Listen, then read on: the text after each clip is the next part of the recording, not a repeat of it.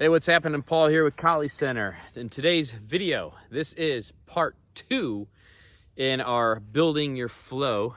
I've got some advanced manipulations, some advanced drills that I want to share with you that will help you to continue on your journey in your Collie flow, in your Crevenza and Saya. If you missed part 1, I'll go ahead and put it up on the corner of the screen and link it at the end of this video and also down below. In part 1, I give you the 5 fundamental or basic drills that I teach beginners when they're starting to build their Collie flow, their Crevenza flow, the ability to free flow on their own with their weapons. So for this video, part 2, I'm going to be using a training bolo. This is a training bolo, so it's not sharp, to give you the teachings, but you can also do this with a stick. You just got to pay attention to where the blade edge or the top edge would be. Okay, all right, so if you have a training bolo, grab it now and let's do these drills and this training together. If you don't, then just grab a stick and do the best you can. All right, let's get on with it. The first of our more advanced manipulations, and the only reason that these manipulations are considered advanced is because it takes a little bit more attribute development in timing to be able to pull these off in application. Okay, so you have to be ahead of your opponent's timing. You have to be in control or in dominance of the timing to really effectively pull these off. Okay, if you're behind the timing, if you don't know how to read the timing, you're off, or you're behind your opponent's timing, you cannot land these advanced manipulations safely, right? There's too much of a risk, and you might as well just, continue with your countering or your defense with your basic strikes. Okay, so our first one is our Watiques. Now, some systems will call these abanicos. Watiques mean to flick, abanico means fan. Okay, but ideally, they're pretty much kind of the same thing. So when it comes to our Watiques, we have 4 basic techniques here. We have our horizontal, which is our 1 and 2. We have our vertical, which is our 3. And then we have this kind of low flicking here, horizontal again, which is the 4. Okay, and then we can go into our reverse chamber and we can repeat this drill, which is our 1, 2, 3, 4 on the Watiques. Here, 1, 2, 3, and 4. And basically what we're doing is we're looking to strike with 1 or 2 areas of the weapon. Either coming all the way around and striking with the top edge, which on my bolos, on the Ginunting or the Talibong, the top edge is sharp. Or you're looking to hit with that corner, that top corner, anywhere within this corner of the blade, whether it is the sharp ends or the very, very flat. You're looking to hit with that last ½ inch to inch or so. And some people might ask, yeah, if you hit somebody with the flat there, is that really going to do any damage? Well, why don't you go hit something, hit like a cardboard box, or go Watique a watermelon, something like that, and you can go find out for yourself what kind of damage that a Watique actually does, even when you're just hitting with the corner here where these 2 blades meet. Okay, I mean, it's pretty common sense, but even I in the past had to do the exercise to validate it. Okay, so again, the Watique drill here is 1, 2, 3, and 4.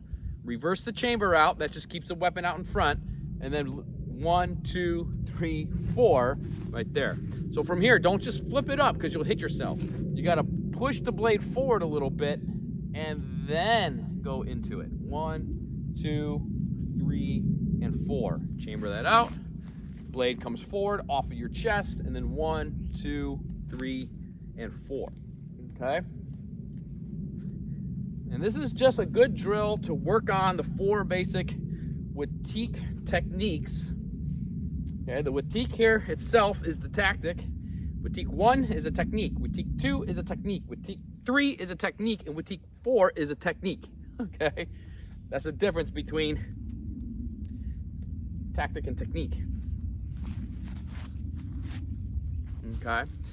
Now, it doesn't mean that you have to be practicing that drill or be applying it in that drill in your free flow. Right, I could be working my free flow, my basic strikes, and then throw in that Watique right there. Or maybe throw them in here, throw it in there, okay? Throw it in on top here, maybe hit a diagonal as I'm going back into, you know, those basic strikes, just kind of picking my moments when to put a Watique in. The second advanced manipulation I want to give you is called a Dotlete. A Dotlete means 2 cuts in 1 pass, but both of these cuts are using the main edge. So if we take our angle 1, for instance, I begin to cut my angle 1, then I rotate the wrist, and I cut another angle 1, again with that main edge. Or my angle 2, I cut on the angle 2, I rotate the wrist, and then I cut a second angle 2 with the wrist. I cut an angle 3, I rotate the wrist, I cut up another angle 3, there's that Dotlete. I cut up the angle 4, I rotate the wrist, I cut up an angle 4 again on the same pass with the main edge, that is a Dotlete. So you can do these even on the horizontal strikes as well. You can do them even on the vertical strikes. So the Dotlete is 2 main edge cuts, okay, with 1 pass. Okay, see how my weapon is passing 1 time. You can also go into the brokens there. Okay, so that's something else that you can also play with. I can go into my Dotlete here and then go into a circular. So you can really start playing around with change of directions when it comes to the Dotlete. But for the basic, just strike your basic 4 angles for the basic drill. 1 Dotlete, 2 Dotlete, 3 Dotlete, and 4 Dotlete right there. 1, 2, 3, and 4. 1, 2, 3, and 4 right there. So once again, you could be in your flow, right? Working between your 5 basic drills, and then at some point you throw in a Dotlete. Maybe a Watique. Maybe you go Watique into a Dotlete.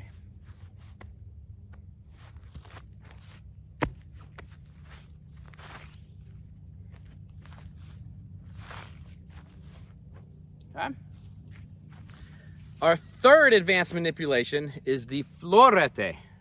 Florete means petal of the flower, but it is where there is 1 back edge cut to 1 main edge cut on 1 pass. Okay, it looks like this. I flip it over, back edge cut to main edge cut, back edge cut to main edge cut, back edge cut to main edge cut, and then back edge cut to main edge cut. Let me show you from the side here. Back edge to main edge on 1 pass, back edge to main edge, that's our top edge, top edge, back edge, same thing here, to main edge, top edge to main edge. Okay, so now you can work your Florete. And again, that basic drill is just working this on your diagonal strikes. But yeah, you could throw a Florete on a horizontal. You could throw a Florete on the vertical. Very, not really commonly done, but you could, you know, you could. You do it on all the angles, but most commonly, you're gonna see the Floretes on the diagonals. Okay. But again, you could be moving around, going through your 5 basics, and then there's a Florete. There's a Florete. Okay? So again, the difference, Dotlete, main edge to main edge, 1 pass. Florete, top edge to main edge, 1 pass. So just with these 3 basic manipulations, Watiques, Dotlete, and Florete, you can really start advancing your free flow in your Kali practice, your Carenza. So again, we start off moving. Here's an X. Here's some of our upper 8. into that plus, maybe do some circles, do some thrusts, and then, whoop, there's some Watiques. Come back in, there's a Dotlete. Work those brokens and those circular strikes, and then there's the Floretes.